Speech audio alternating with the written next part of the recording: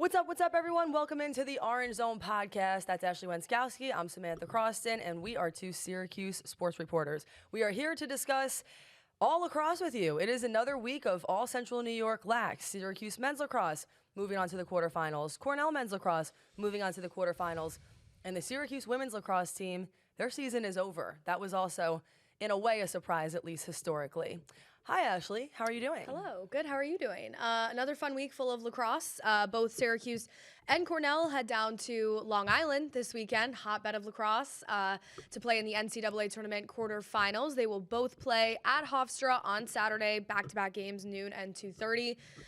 Very exciting. I think if you can't have it at your home, right, home field advantage, the Dome, and in Ithaca, Long Island is kind of the next best spot. I completely agree. Well said. Thank you. I think Long Island is a great place for lacrosse. Not to mention, you're going to get a big turnout at those two games. I mean, for both teams. I mean, both New York teams, right? Syracuse, I know, has a ton of fans on Long Island. I think Syracuse, that'll feel like a Syracuse home field advantage situation, even though they are playing Princeton, who is sort of even closer. But I think Syracuse fans will represent well. I would have to say I agree with you. Not to mention, do not forget that Joey Spallina's father, Joe Spallina, obviously very immersed in the lacrosse world, head coach of the Stony Brook women's lacrosse team, also involved with PLL and the Redwoods. I believe he's the general manager.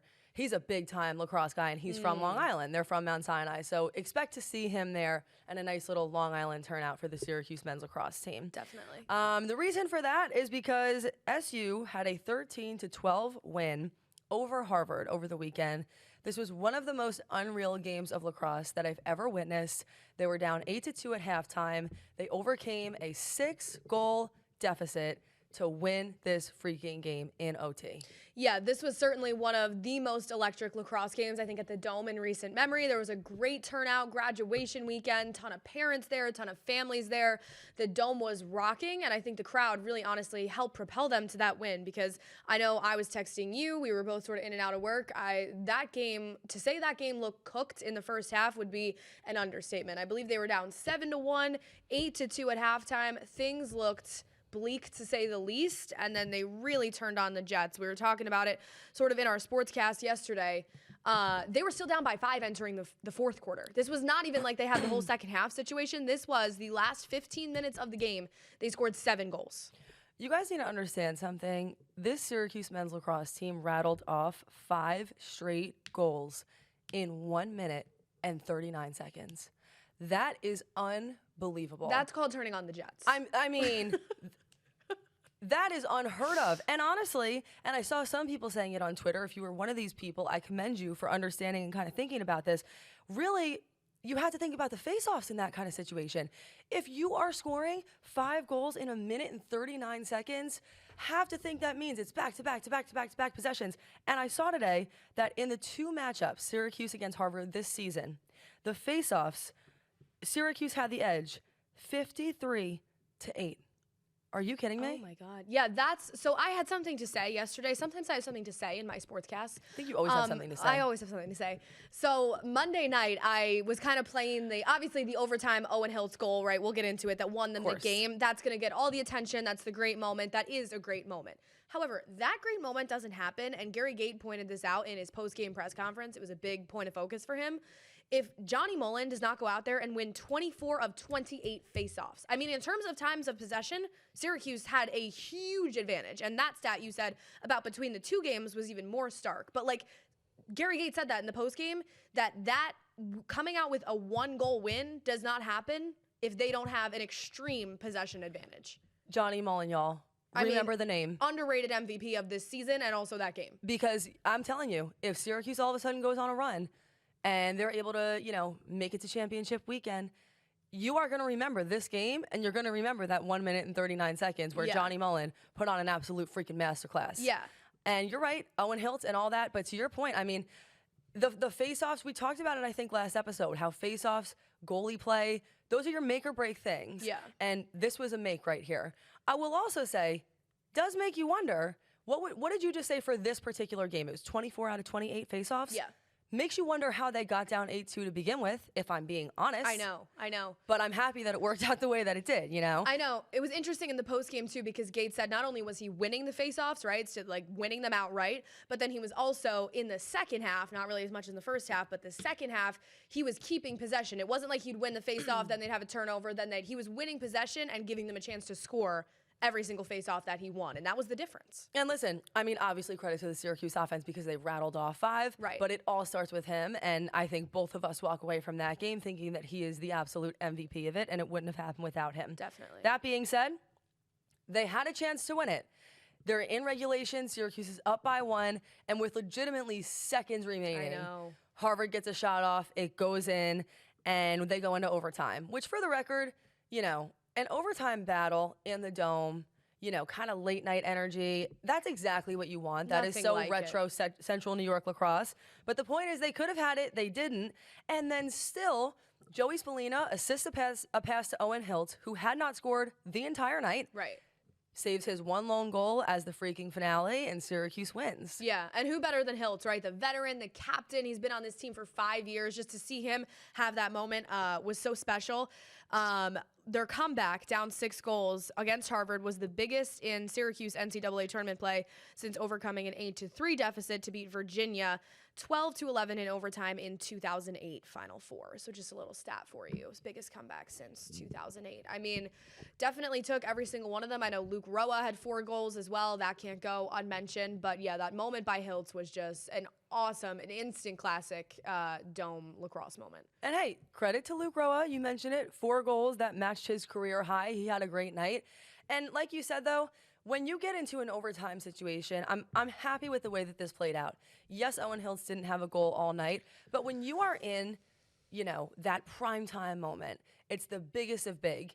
You need to rely on your stars and you need to rely on your vets. And that's what Owen Hiltz is, you know? Yeah. He's such a cornerstone of this entire program. So for him to have that moment, for the assist to come from Joey Spallina, I felt like it was everything that Syracuse men's lacrosse is really about. And you have to just give a lot of credit to them. I know that this is a team that this year had ups and downs, and yet they were never out of it. Yeah. Gary Gate afterwards, obviously just talking about their fight. And really it was the most emotional I've ever seen him, you know, as far as Gary Gate's not up there like sobbing, so relax.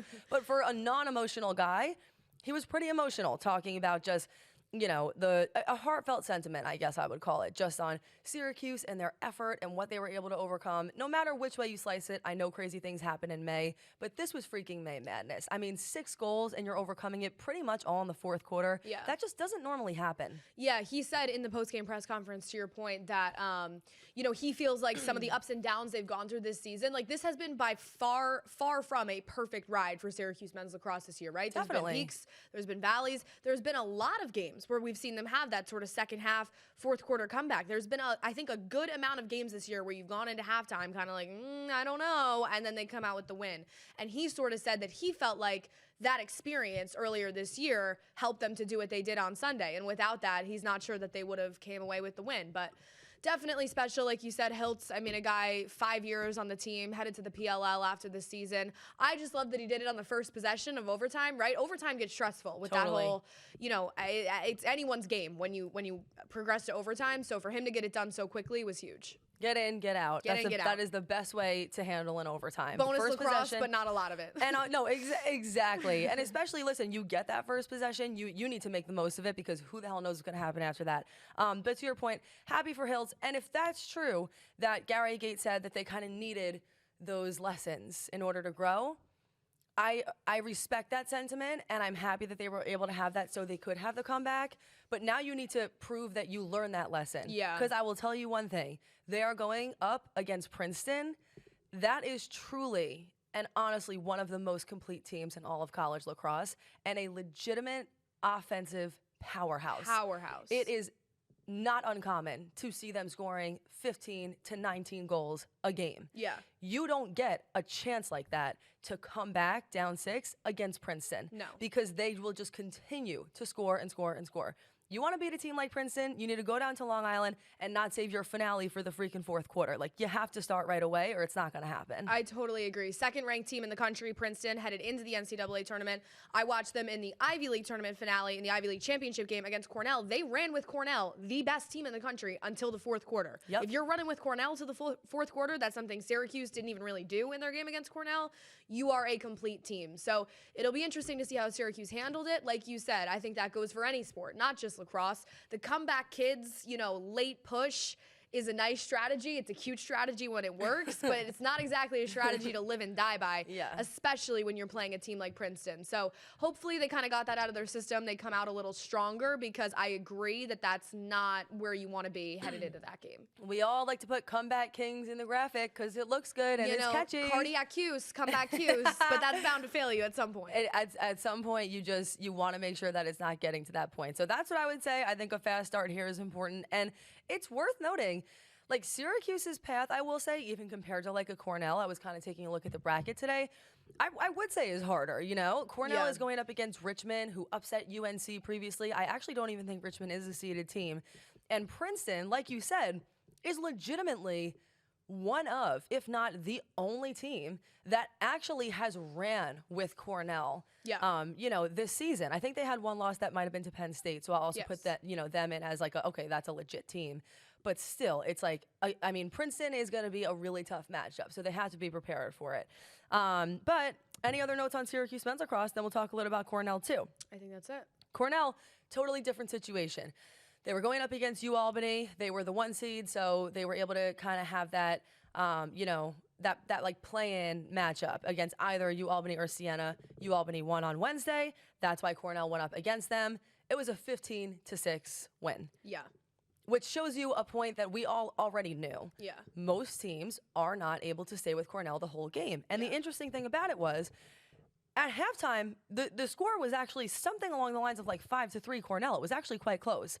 But they just blew them out in the second half. Yep. It's going to be a challenge for anybody to beat this team the rest of the way. That's just my opinion. Yeah, that's sort of Cornell's stamina, right? Obviously, UAlbany, not a team of the caliber of a Princeton or something, but you see these teams kind of hang with them, run with them for a half, and then it's just the stamina of Cornell to come out in the second half and smoke these. Like you said, they were only up by 2 at halftime. They come out with a 15-6 final score. They just do not falter. They do not get tired. They do not, like, that offense just goes. You cannot stop it.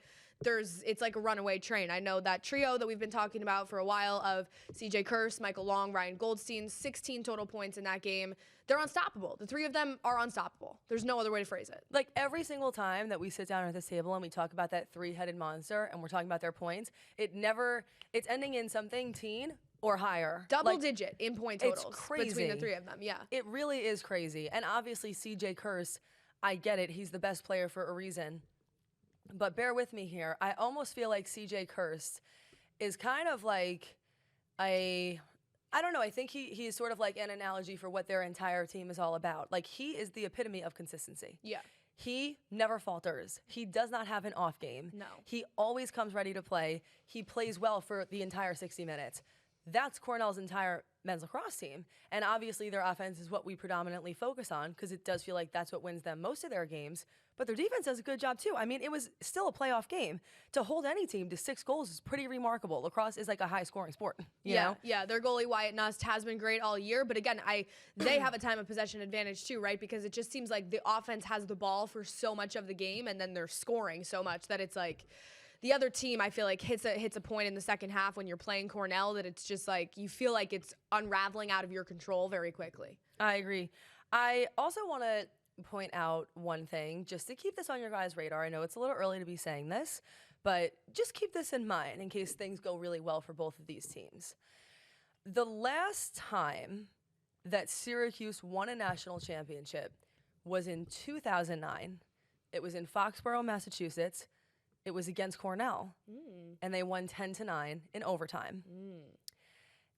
That could legitimately be something that happens again this year.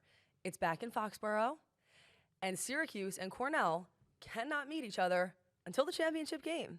So that would be a really interesting rematch. And listen, we saw Syracuse really struggle with Cornell this year, so I'd put my money on Cornell in that situation. And I wouldn't put my money on 10-9. No, and I wouldn't put my money on 10-9. And also, for what it's worth, I think Syracuse, I'm not going to pick a side, but I do think Syracuse is going to have to play their absolute best lacrosse start to finish this weekend if they are going to take down Princeton. So just saying.